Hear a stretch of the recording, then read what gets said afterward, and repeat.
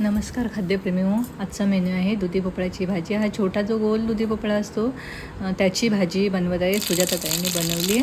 त्यासाठी तो भोपळा धुवून घेतला. याची सालं नाही काढायची आहे आणि त्याच्या फोडी करायच्या. त्याच्यामध्ये चणा डाळ घालतात, पण मी ह्यावेळेला घातलेली नाही आहे. तेलामध्ये मोहरीची फोडणी दिली आहे. त्याच्यामध्ये लसूण पाकळ्या भरपूर घ्यायच्या, 10-12 लसूण पाकळ्या घ्यायच्या, हिरवी मिरची 3-4 घ्यायची, आपल्याला तिखट हवं असेल तसं. कढीपत्ता टाकायचा फोडणीमध्ये आणि हिंगसुद्धा टाकला आहे आणि हे परतायचं आहे. हळद घालायची आणि हे चांगलं परतून घ्यायचं, फोडणी परतून घ्यायची आणि त्याच्यामध्ये हे जो फोडी केलेला दुधी भोपळा आहे तो त्याच्यामध्ये परतायचा.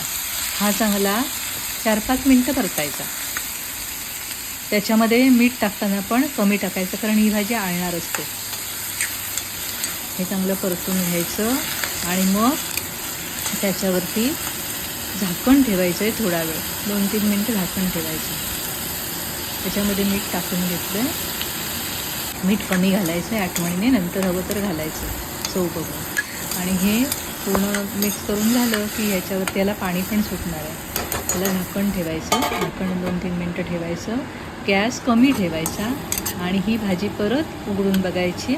शिजली का बघायची, शिजली नसेल तर थोडा वेळ ठेवायची, मीठ हवं असेल तर टाकायचं आणि ही भाजी तयार आहे.